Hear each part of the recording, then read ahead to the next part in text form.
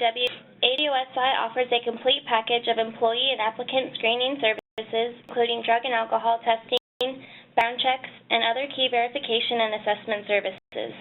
As a trusted partner of major U.S. and internationally based companies in a wide variety of industries for over 25 years, AWSI exceeds expectations by offering innovative services, superior customer support, and a personalized approach to meet clients' research, investigative, and background check needs. Today's presentation is entitled The Latest Trends in Drug Testing Cheating and How to Stop It, and will be presented by Bill Current of the Current Consulting Group. Current is the president and founding partner of the Current Consulting Group and the publisher of the online Ultimate Guide to State Drug Testing Laws at statedrugtestinglaws.com. He's the author of 10 books on substance-related issues, including the popular title, Why Drug Testing? Consulting Group is a leading provider of drug testing policy writing services and works with companies to help them optimize their drug testing return on investment. He also administers the annual Drug Testing Industry Survey in the United States, now in its 16th year. It will now be our pleasure to hear from Bill Current.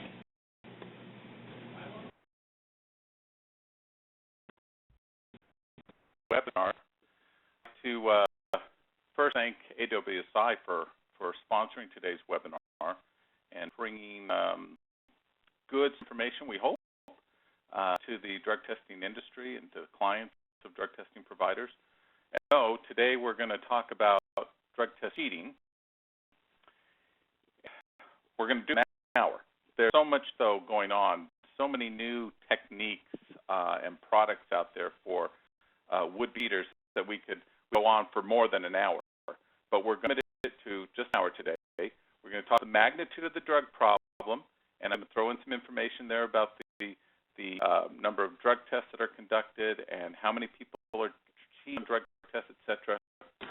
Then we'll talk about how cheaters cheat, what can be done to combat the problem. We're going to compare different drug testing methods, urine, oral fluid, and hair, and talk about how drug test cheating methods work within each of those types of testing, and talk about, at the very end, we'll talk about how to address the problem of drug test cheating in your policy. And I'm actually going to share some sample policy language with you. When we get to that point, I'm going to give you a big, giant disclaimer because there is a thing as a one-size-fits-all policy. So when it comes to drug test cheating, you're going to modify that according to the state laws that apply to you. But we'll talk a little bit about that when we get. The other thing I want to say is that we did a little survey of subs to our state drug testing law service, which is statedrugtestinglaws.com, and asked them to share with us some stories from the field. And so I've got some pretty interesting stories to share with you. However, you can use the Q&A function, their screen. If you've got an interesting story, something unusual, something unique, something new that you've never seen tried before, but somebody tried it with you, then briefly write it into the Q&A section there. We'll try to get to some of those and share some of those with the whole audience today at some point during today's presentation. But we do have some stories from the field that I'm going to sort of mill in with today's presentation. Here's the first one. Now, these are presented just the way they were written and sent to us, so there's a little bit of abbreviations going on, but this one says, just came across a new the other day, had an acquaintance who told me he took a drug test administered by the employer. It was a POCT cup device. He entered the bathroom, and of course, there was no bluing in the toilet, so he dipped the cup in the bowl. Once all showed negative, he poured the water out, then urinated in the cup, producing a negative specimen with a temperature for the unsuspecting employer. Well, that's probably not entirely new, but this is the type of stuff that goes on, especially when we're talking about urine drug testing. And to get a feel for how big the drug testing problem is, we need to know first the size of the drug problem, how much drug testing is going on, and it'll put the percentages into perspective when we talk about how many drug test cheating efforts are going on. So what I want you to consider is 24.6 million. 20.6 million is a number that comes from the federal government. That's the estimated number of Americans 12 and older who admit to being current or past month illicit drug users in a survey that the government puts out every year. It's called the National Survey on Drug Use and Health. That's about 9.4% of the population in the U.S. 12 and older. And see in the second bullet, 68.9% of the adults in that group, 22.4 million, are employed, full or part-time.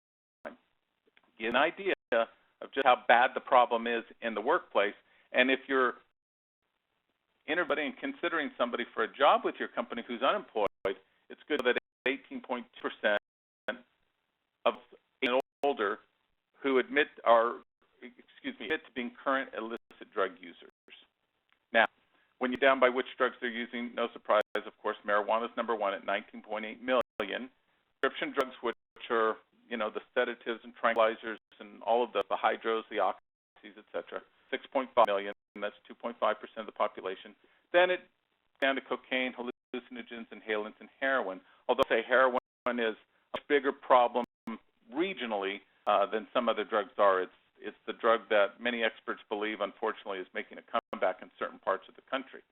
Now, that's the magnitude of the drug problem. We've done research here at our company, and that about 50 million samples are being tested annually in terms of drug tests, generating $1.7 billion in revenue just in the United States. If I guess, based on a little bit of research we've done, I would say the rest of the world is roughly about the same size. So these numbers you could multiply by 2 if you wanted to know the worldwide numbers, and that's just a guess, really. But it includes all the markets that do drug testing. So not just workplace, but drug treatment, criminal justice, law enforcement, schools, public entities that don't often get factored into those workplace numbers, etc. And it's just traditional lab-based urine testing, but it's other types of testing, oil testing, hair testing, collection, the instant result or rapid result type test cups. So why so much testing going on? Well, we know drug testing works. It's a powerful deterrent to keep some people from using drugs. It's also very effective to identify people who need help. And again, across all the different markets for drug testing. But there's a lot of drug test cheating going on. One person said in the survey that we sent out, the higher the stakes, the motivation, or more motivation to actually cheat. So the next number I want you to keep in mind, 7%, which is a subset of 13.3%. Now, as our survey participants, the percentage of drug test samples are adulterated or subject to some form of cheating. 1 to 2%. 0.6% said as much as 5%, 20% as much as 10%, and 13.3% said more than 10%. So if you add those last three categories, 36.6, 20.0, 13.3, about 70% of our survey respondents indicate drug test cheating is at least somewhere around 5% or more than 10%, which is very significant finding, because typically when you ask a drug testing consultant, expert, provider, they think it's about 1 to 2%. And of course, 30% fell into that category. But from people in the business, and that's who we interviewed, or that's who we surveyed, the percent is probably a lot higher than that. It's certainly more between 5 and 10%. That's 56.6%, or maybe even more than 10%. It's a big number. Some we got from people who participated in the survey. They detected 1%, this one person said, that are dilute, but that doesn't count fake urine that people use to try to pass a test. With that, the person said the percentage would probably go up to 5%. It's an estimate, of course. Our clinic has worked with substance abuse, parole, family and social service programs, so the percentage is higher. In some markets for drug testing, as described here, the percentage is probably a lot higher. The majority of our pre-employment donors are blue collar, such as Walmart or construction, so we tend to have a higher rate of attempted cheating. That's their comment. Most of these, of the one person said, are non-federal tests, so they're not DOT, for example. And then one person said, we pride ourselves on busting cheaters, and we have actually started tracking this in our clinic. It only began in December, but we had 9 cheaters in December out of approximately 300 collections. The overall number will probably be approximately 8%. cheating. That's a lot of people who are trying to cheat. There's getting away with it, not even being detected, okay? Different ways that they go about cheating. There's dilution, substitution, adulteration. I like to call it the axis of cheating. So I'm going to take through all of these, but a couple more stories from the field, a few more here. Favorites is my favorite quote is, still that came in from an aircraft carrier, and it was JP5, which is jet fuel. So it wasn't urine, it was jet fuel. That's using direct observation even in the days of the program. Another driver submitted a specimen that was too hot to handle and tried to actually bribe the collector, and he earned him for that. The third talks about a person who came into a facility to do a rapid urine test, was wearing baggy pants, were sagging down. He was asked to pull them up, and as he did, a bottle of fake urine fell to the floor. And then a male donor had an out-of-temp specimen. His pregnant girlfriend went outside, hid between two cars in the parking lot, and squatted. When we didn't allow her to re-enter the building, she, quote, went into labor. So he would not allow him to retake the test. Some stories from the field. So now let's talk about dilution, substitution, and adulteration. And I put these things on the screen here just to give you an idea. This is a smidgen of what's out there. If you did an internet search on cheating or how to pass a drug test, with a really good term to use, how to pass a drug test, literally get over 1 million websites offering advice or some type of direction on successfully cheat on a drug test. That advice is to be for urine testing, okay? But there are literally tons of them out there. Dilution is probably one of the most popular drug test cheating methods. This is the individual to consume large amounts of some type of liquid. It's usually water, and the intent is, although it could be some other things, it could actually include water or some other liquid product that's mixed with an adulterant, okay?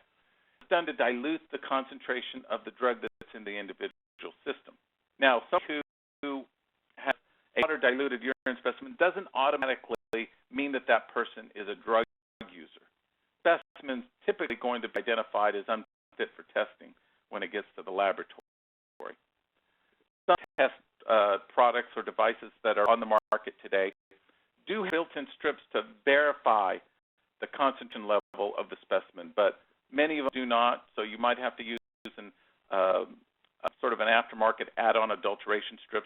Sometimes it's a DIC type of device, or the laboratory can do that testing for you if you suspect that there's been some type of dilution. It's interesting, I was doing research on this. I came across a website that seemed to speak for the health of this would-be drug test cheater. Find the fact that drugs are bad for you, they're advising the individual, be careful not to overhydrate, right? Talking about dilution. Quote, it is possible to drink too much water and damage your internal organs, enough to become fatal. Also advise the cheater to eat healthy food. Your body will need all the nutrients it can get. Eat plenty of fruits, vegetables, legumes, and lean proteins the week before drug test. And then on this last one, exercise every day. Slip as much of a sweat as possible, since sweating is a way to detox your body. The things in the bladder can only filter so much at a time.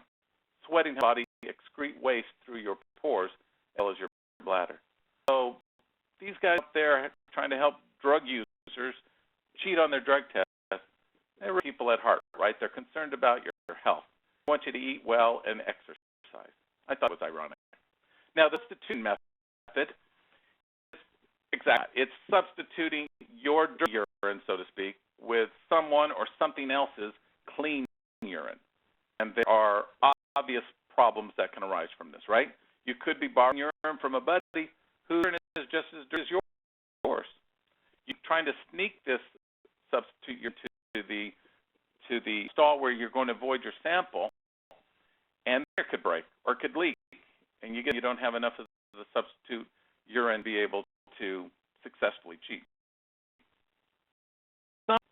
And I've not run into this personally, but I've talked to people who've run into this, were to injecting substitute urine directly into their bladder.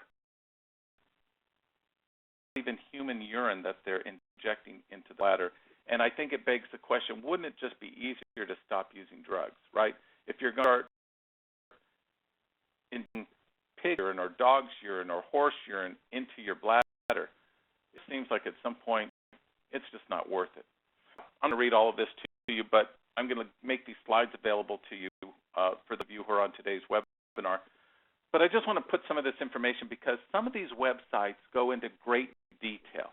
And as I'm show you a little bit later, one of the best defenses that you have as a drug testing provider, as a professional technician who does drug test collections, or as an employer, is that the cheaters know.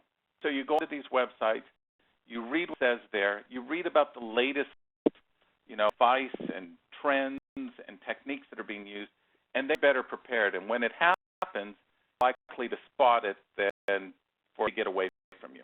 Okay, so concealers, the injection part again, even using a catheter, a way to get fake urine into that vial or substituted urine.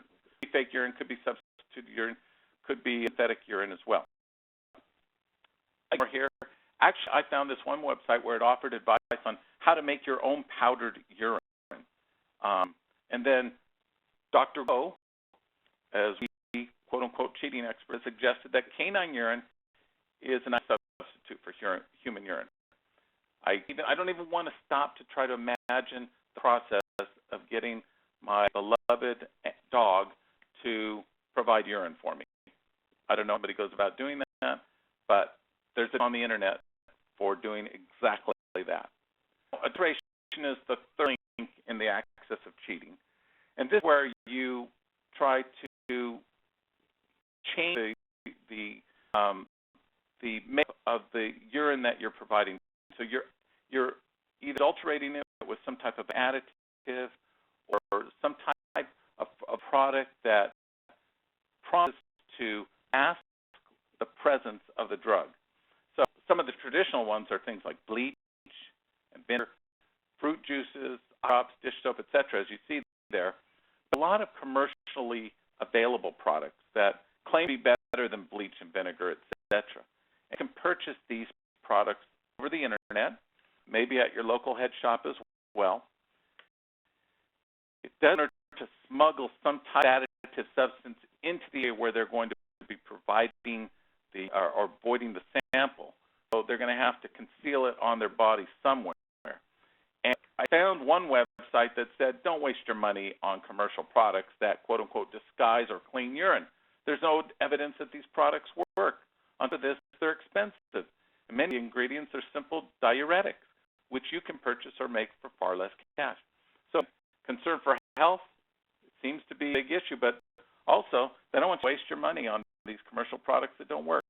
These drug testing experts, again, probably pretty good, kind-hearted people when you get right down to it, because they don't want these drug users to waste their money. They want them to have money, I guess, to buy drugs. Now, I found a site that said, when all else fails, spike it. In other words, you're not trying to disguise or to mask the presence of the drugs in your system. You're just trying to make that sample unusable so that you can pay more time and come back and take a test at another time. And it even showed an illustration of putting some type of a bleach or a detergent, something, even blood, it says, the fingernail, so that you can kind of scrape it out from under the fingernail into the urine sample to contaminate the urine sample to the point where it can't be tested. And so the title of that one was When All Else Fails. And I've got a lot of stories from the field and a lot of slides. So I'm going to go through every single one of them, but I thought you'd appreciate the second bullet there. This collector and instructed the donor to empty their pockets. And did that, a pint-sized Ziploc bag of marijuana was put out on the table. So the collector says that she considered it a refusal and made the individual leave without his marijuana. And became concerned that she was in possession of the marijuana. What was her legal liability? So she called 911, and some officers came and picked up the marijuana after she was able to convince the 911 operator that it was not a prank. So sometimes collectors find themselves in all kinds of crazy situations. But as I said earlier, one of the things that you can do is search the issue on the internet and find out what these various websites are saying that they can do. What kind of advice are they offering? What kind of techniques are they promoting? Look at frequently asked questions section. I find it to be very interesting when I do research on drug test cheating, because typically it'll have some very detailed advice there, relations that people actually ask. And in a website that has a blog, that's really good information, because that really has people who recently questioned or maybe offered some advice or shared an experience that they had, and it's going to be, fresh type of information. So if there's a blog, that's great. If not, for a frequently asked question section. And I'll read the claims that they make with the products that they're offering. Some of it that they offer is pretty expensive, but they're saying this will, they guarantee that it'll work to some extent. The more you know, the better off you will be in terms of helping to combat the problem. And I focus on three different things. The precautions that you can take at the collection site or where the collection is going to take place. Validity testing, which, as mentioned earlier, with POCT devices can be built into the cup to some extent, and also be something that you and your laboratory to do. There's usually a fee for that, but sometimes if you're in a situation where you're concerned about drug test cheating, it may be worth the price. And then the consequences that you might require of somebody who is caught cheating. Now, more from the field, I just want to talk the first one. The donor who came in with some replacement, let's call it, in a water bottle, a plastic water bottle. And so as the individual was taking the urine of the bottle, the people kind of heard that crinkling noise that you sometimes hear from a plastic water bottle. And so they kind of poked their head in the corner and of the individual pouring the urine from the bottle into the bottle. He later admitted that he got the replacement urine from his son, who was in the car waiting for him. So again, that's what it means. You would of course hope that a 5-year-old would be giving you some very clean urine, right? If you go to one here again, a 19-year-old male was brought to the facility by his mother, and he set his pants on fire in the collection room with the marijuana pipe he was smoking before he came in to be tested. Imagine that, right? The mom brings the 19-year-old son in to be tested, and he sets his pants on fire in the collection room. The mom, of course, was pretty upset by that, and they had to make her leave the room because she was in the process of beating her son senseless. Okay? So the donor boy insisted that the pipe wasn't his, but the doctor said that once you set your underwear on fire, it became your pipe. So I thought that was a pretty good response to that. All right. Before we talk about precautions and validity testing in particular and consequences, let's just do a kind of a quick review of the science of drug testing and of the specimen itself. Okay. So creatinine, you hear the term creatinine and specific gravity. So creatinine is a waste product that's produced by the body, and it's typically found in a urine sample will creatinine level greater than or equal to 20 per deciliter. Specific gravity, the density of the urine. And a sample will have a specific gravity of greater than or equal to 1.003. So specimen will have creatinine and specific gravity values that are lower than what would normally be found in human urine, and so substituted specimen will have creatinine and specific values that are either so diminished because it's real urine or it's not,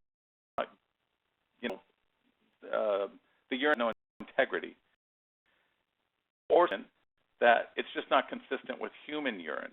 the laboratory can typically find this out. In fact, I don't know if I included it in any of the slides that I've got for you today, but one of the things that I found from the websites that promises individuals to be able to successfully cheat on their test was, and I have a slide coming up on it, but it's still fresh in my mind, I'll say it now, was that laboratories are working hard ahead of the pace of the trend of drug test cheating. And so the cheaters have to work harder at being able to succeed cheat. Well, some of the laboratories looking for are always the same: creatinine level, the specific gravity. And when those things are not right, they typically report it back to the employer or to the testing agency, unfit for testing. And at that point, we're going to talk about dealing with this in your policy. Then, as an employer who has a policy, someone who's advising an employer who's doing drug testing, to make a decision as to what you're going to do with that dilute specimen, or with the situation where somebody has obviously tried to cheat on the policy, or excuse me, on the test. And we're going to address policy issues here in about 10 slides, I think. Now, be done to try to thwart the efforts of these drug test cheaters. We're going to things: precautions, validity testing, and consequences. And some of these are very logical. You have been practicing them, since the beginning of your career in drug testing, probably.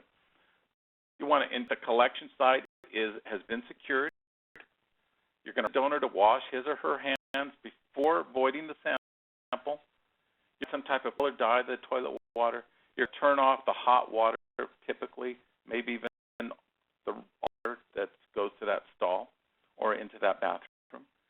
You're to leave their outer clothing, such as coats and jackets, outside the stall. And this is very important. This is where some collectors make a mistake. You're the temperature of every single sample that you're dealing with immediately after the individual voids the sample. And you're to do it very carefully. One of the big that has been shared with me is that at times the technician or the collector just doesn't really pay close enough attention. But I don't mean to insult anybody, because I'm sure the people on today's call fall into that category. But if we take that part of it seriously and sort of vigilantly, and we're not looking carefully at that temperature when we first get a hold of that sample, then we're actually helping the cheater successfully cheat. And so that's the key point right there. You want to, in some cases, you're going to observe the voiding of the sample. Under the U.S. DOT regulations, there are certain scenarios in which an observed must take place. Not up on that, but if you're in the collection business, you know about that, of course. But sometimes, even outside of the DOT regulations, there are going to be circumstances where an employer is going to instruct a drug testing provider, the TPA, the lab, the collection site, whatever, to do an observed collection. I will say that one of the main things we do here at our company is we write testing policies, and to support, we have a website called StateDrugTestingLaws.com, which is a subscription service, and so we'll just plug there. But I will say that there are very, very few states, a handful of states, that do not allow observed collections outside of the DOT regs, of course. The vast majority of states are silent on that issue or say about it. Now, some other laws may come into place, privacy provisions in a state constitution. That is factored in when you write an observed collection section to your drug testing policy. But the vast majority of states do allow observed collections under some circumstances. And what might those circumstances be?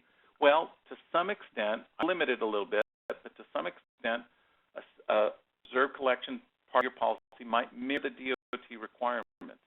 That if someone comes back and challenges it, even if a state that allows it or is silent on the issue, always come back and say, well, we do this exactly the way the federal government requires trucking companies to do it, airlines to do it, et cetera, or require federal agencies to do it. And so it gives you a little bit of coverage there. And then I'm going to talk about different tests, like oral fluid, are much more difficult to successfully cheat on. And I'm going to get into those in specific details. But let's go into any of the science behind validity testing. I'm a scientist myself. I don't think that's the important part of the issue, though. The issue is that you can't instruct your laboratory to conduct validity testing, and laboratories are very, very good at validity testing. So if that's a concern to you, your laboratory, especially if you're using a SAMHSA-certified laboratory, maybe a CAP-certified laboratory, you're going to be dealing with a professional laboratory that does testing, and they're good at it. If a point of collection or instant result device, a cup, for example, there are some commercially available that have validity strips built into them.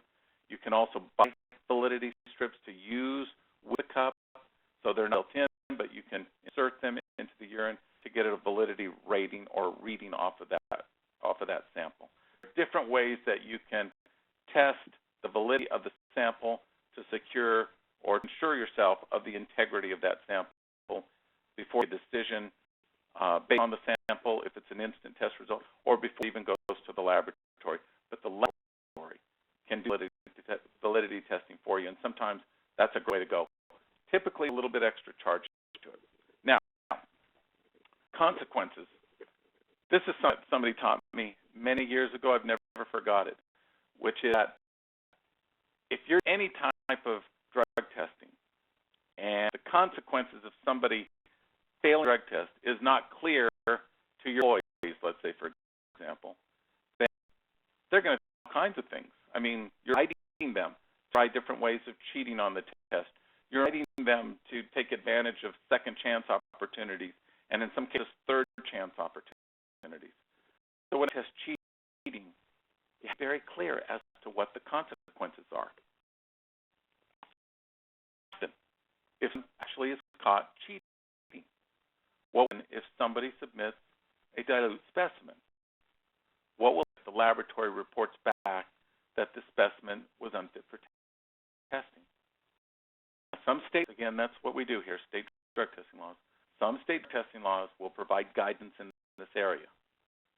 And if so, as an employer, you are responsible to comply with those applicable laws. Other times, it may be entirely up to you. And you want the consequences section of your policy to reflect some type of consequence for drug test cheating.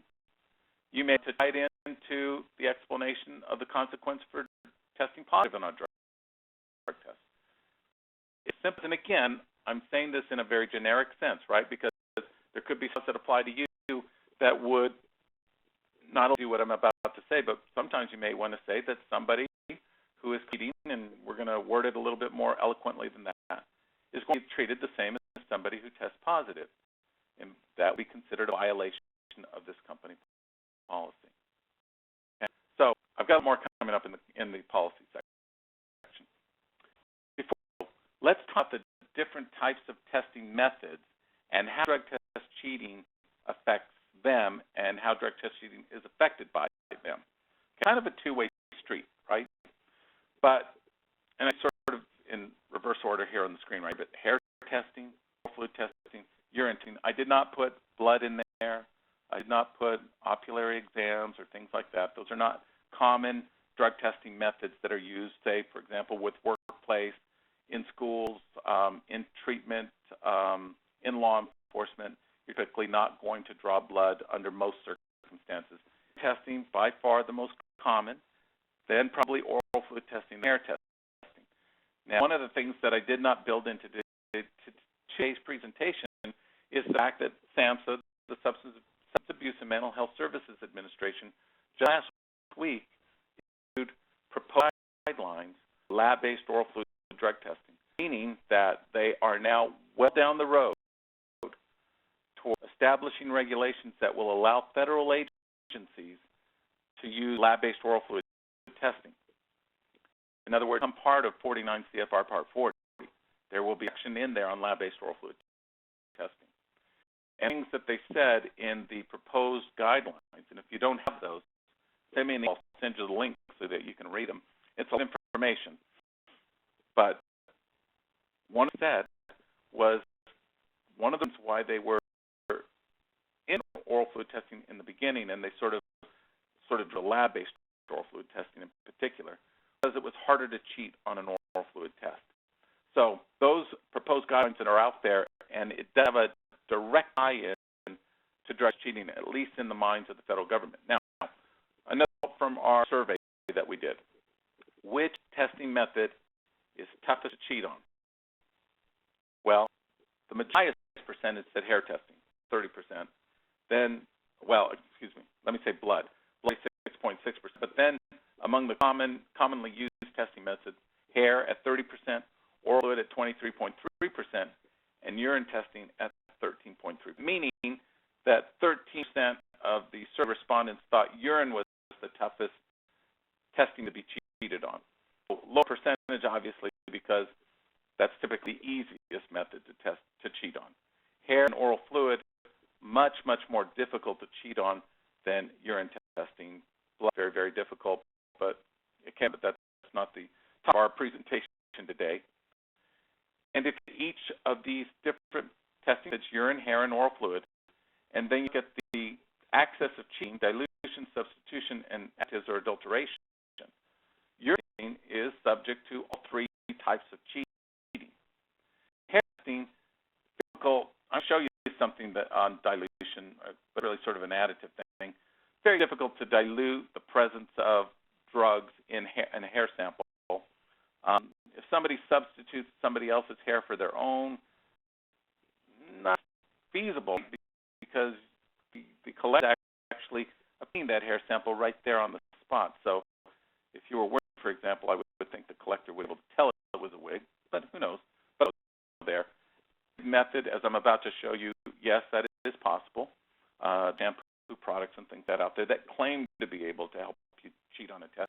With oral testing, yeah, there must be ways to cheat on it, but the true dilution method, substitute method, the adulteration additive method really don't work with oral fluid, and I'm going to walk you through why that is.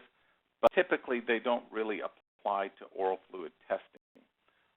So your testing got 3 yeses, oral fluid testing got 3 no's. At least that's my opinion based on, experience that I have. Now, testing. Consideration. Have a longer window of detection than any other testing method. After about a 7-day period after drug use, the window detection opens up, and it'll stay open for about 90 days. So, this drug use is not detectable in a hair sample tomorrow. It'll be about a week before it's detectable. Drug use. Now, we're talking about a chronic drug user who's using it every day. Then, the 90-day window of detection is always open. It's a less invasive collection process than urine testing. At least that's the consideration of most people. It's very difficult to cheat, okay? I did give it 1 yes out of 3, but it's difficult to cheat on a hair test, and kind of walk you through how that is. I found one website with some really great advice and details and guidance on how to cheat on a hair test. There are some out there though that offer shampoo products and things like this, but follow on here for a moment. When you get home, saturate your hair with vinegar. You'll probably gag, but it's worth it. Put it on slowly over a 10-minute period to get the maximum saturation. Then let the vinegar sit for 15 to 20 minutes. Do not rinse. Can you imagine that?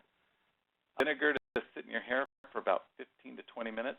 Okay. Now you want to soak your hair with some type of an acne treatment. Again, pour slowly. Let it a few minutes so you get the most absorption. Both vinegar and acne treatment in my hair for about 30 minutes. The picture? Deuce the vinegar and acid out of your hair. Pour the liquid detergent now on your and rub it in real good. Take these products more to the back of your head, as that's where the sample will be taken from. Interesting thing to note there. I liquid first, then a little water to the powder to make paste. I spray scalp and hair. I let it sit there for 20, 30 minutes. Now, step 4, all the products out of your hair, but do not wash or condition your hair. Then dye hair. 20 minutes, but I left it in for 40. Then the dye. use the conditioner that comes in. Can you imagine? Wow. You're vinegaring your hair. You're going to put acne oil in your hair. You're going to put a detergent in your hair. And then dye your hair after all of that. Again, doesn't have a question, wouldn't it be easier not to use drugs? Now, products that are pretty sophisticated, they're costly, cost more than your typical, or at least the shampoo that I use. But there's products out there that promise to cleanse any drugs out of your hair. You have to follow instructions very, very carefully. Okay, and the answer right there on the internet, so you can find a lot of stuff there. I like the third one. Our new fake bellies for putting alcohol sneak into ball games, and it can also be used for urine. This is more from the field there, and it can be used for drug test cheating. Interesting. Now let's switch to oral fluid testing for recent use detection. Because you detect both the parent drug and a metabolite or metabolic breakdown of the parent drug, oral fluid sample, because it mimics blood in that sense, you detect recent drug use. Within minutes after an individual uses marijuana, for example, you're typically going to be able to detect it in an oral fluid sample. But when it comes to cheating, the real important part is that every oral fluid sample collection is observed. There's need to match the gender of the donor with the collection person, technician. There's no need to secure a bathroom stall. Every single collection takes place with the donor and the administrator face to face. So no opportunity to add anything at that point. You can do on workplace, of course, so you're not sending people off, but it's virtually adulteration proof. Now, when online, and I know many of you have done this, when you go on and you look, you're going to find, as I said, hundreds of thousands of possible websites. I have gone through them all, I assure you. But you're going to find some that claim to offer some type of product or advice on how to cheat on an oral fluid test. But I've talked to people in the business, in the labs, and they say that they're not aware of anything yet.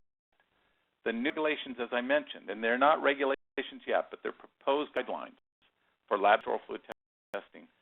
The fact that in their research and in their examination of this testing method, they found nothing that suggested to them that there's any kind of easy or commonly accepted way to cheat on oral fluid test. Lab oral fluid testing, difficult to adulterate. The collector and the donor, or the collector and the donor, always right there. Typical cheating methods just don't when it comes to oral fluid drug testing. Not as susceptible to cheating as other testing methods. And that is, going back to the websites that I referenced earlier, I found this advice for how to get away with being a drug user with an oral fluid drug test coming up. Try to avoid the test. If one tested and has used in the past 3 days, you will never come to saliva collection. To do this, you will have to avoid submitting saliva and perform the steps requested of you by the instructor. In other words, don't give them your saliva. When the instructor is instructed to place the collection pad between the lower cheek and gums and gently rub the pad back and forth along the gum line until moist, you will this movement and the pad on your teeth. So avoid getting a sample of your saliva, but if you get a point, infection process by rubbing it against your teeth and instead of letting it soak up next to your gums inside of your mouth. General rule: the easiest way to pass the saliva test is to stop smoking dope for a day or two prior to taking the test. Brush your teeth thoroughly and use mouthwash daily to clean out potential toxins. Understanding this correctly, the best an oral fluid drug test is to not be a drug user. Stop using drugs at least for a few days prior to being tested. And then, if at all possible, don't let them have your saliva because you're going to test positive. Now, drug, and for that is because there's an entire cottage industry that has blossomed over the years for cheating on a urine test. And so when you go onto the website, you're going to find tons of information, almost all geared toward urine testing and it being able to cheat the test either with substitution or sometimes alteration. You're tampering with that specimen. And all kinds of ways to do that. Things that you can do, as we talked about, right? Validity testing, for one. They do the cost of testing. And if you're concerned about cost of testing, then some of these additional things that you can do to protect yourself add to the cost and begin to erode the return on investment that you're trying to get out of your drug testing program. The mentioned oral fluid testing sort of eliminates these concerns, and testing does too for the most part. In fact, well, urine testing is probably the most common way, or the most cheatable testing method. Hair and oral fluid probably are pretty close, almost in a tie. Oral fluid makes a little advantage there in terms of being the toughest method to cheat on. And just a report that came out of Department of Corrections office, where they switched from urine, where they were getting about 5% dilute, as you see in the pie to the left, they saw oral fluid testing, which of course eliminated any potential dilutes. And so that's saving money in terms of being able to the risk of drug test cheating. Now, as I promised, and I realize we're going quickly, running out of time here, but we're going to talk a bit about how to address the problem of drug cheating in your policy. And as we do, I told you I'm going to put a little disclaimer in front of you. I'm going to put some potential language here, some model language here, but it's just for demonstration purposes. I advise you not to use what I put up there blindly, but do research on the state laws that apply to you to make sure that you're complying with those laws and you're not putting yourself in some situation where you catch a cheater and then the cheater's able to actually legally challenge your program and win the case because you weren't complying with the law that applied to you. Okay? First thing we're going to do is talk about the consequences. And I sort of went over this already, but remember, consequences are key. You want to make sure that you know what the cheaters are doing. You want to know what the cheaters know. And they want them to know what the consequences are for cheating on a drug test. Is it the same as the consequences for testing positive? Maybe. Others may happen where you don't even test the sample because the individual got caught trying to sneak fake urine into the stall or to substitute the urine. One of the stories that I didn't read earlier, and I wonder if it's coming up, my favorites. I'll hold off on it just in case. No, I don't think it's coming up because we're getting close to the end. One of my favorite stories from the field was someone who a collector noticed that there was debris floating around in the sample of urine. And when the donor was confronted, he finally admitted that he had a friend of his urine into an empty bag of potato chips. Then he snuck that into the stall with him, emptied urine from the potato chip bag into the vial, and also transferred some crumbs from the potato chips in the sample, and that's how he got caught. You want to let the cheaters know. Some of the sample's not even going to get to the laboratory because you're going to catch them before the sample leaves the office. Clean alert, and one of the things that we talked about. The consequences are very, very important. Now, here's the model language. Let me pause for a moment, let you take a look at this. Every drug policy should have a dedicated prohibited conduct section, and testing policies should have a dedicated consequences section. When we review an existing policy, one of the mistakes we typically notice is that things thrown together. So you prohibit conduct language in your policy, but because it's all mixed together. Same for consequences. Recommend a prohibited conduct section with all the different prohibited conduct mentioned separately. A list of bullet items. Those bullet items will be voted to as cheating.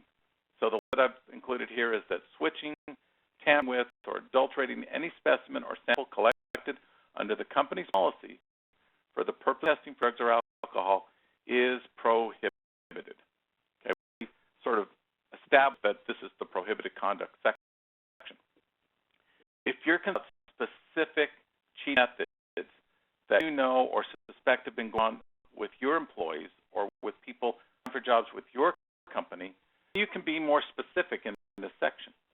Also, as you review the drug laws that apply to states where you do business, in some cases find drug testing language in those laws. I recommend that you make reference to those, if not quoting directly from them. You're also going to find that there are some states, it's not a big number of states yet, but it's a growing number, but there are states that have separate drug test cheating laws, like in Texas, for example, where cheating is considered a crime. To have somebody cheat or attempt to cheat on a drug test is a crime. And so you might not put that in the prohibited conduct section, but you make reference to it if you're, say, a Texas employer or a state employer with operations in Texas, for example, and states that have drug test cheating laws. You make reference to it. You might have a separate section devoted entirely to drug test cheating where you are able to quote directly from that drug test cheating law. In the consequences section of your policy, you're going to want to address the issue specifically in that section. And this, again, is just some American language. Quote, individuals who attempt to alter a drug or alcohol test result or a test sample by tampering with, adulterating, switching, or diluting a specimen will be treated as if they had a positive drug test result. Now, again, and we're with today's presentation, you're going to be able to back and listen to it all you want to, but I'm telling you that this is the language to use, or to treat drug test cheating exactly the same as a positive test result. It may be a good way to go, but it's only different methods or consequences that you can put into your policy. The point is clear that there are consequences cheating on a drug test, and individuals who are subject to drug testing in your company need to know that. Now, I'm on this because we're out of time. But as I said earlier, you can do collections legally in the vast majority of states in the United States. You may want something that looks very similar to the collection language that's CFR Part 40. Okay? I provided this for you here. So when you get these slides, you're going to be able to pull that out. You'll find it in 49 CFR Part 40 as well.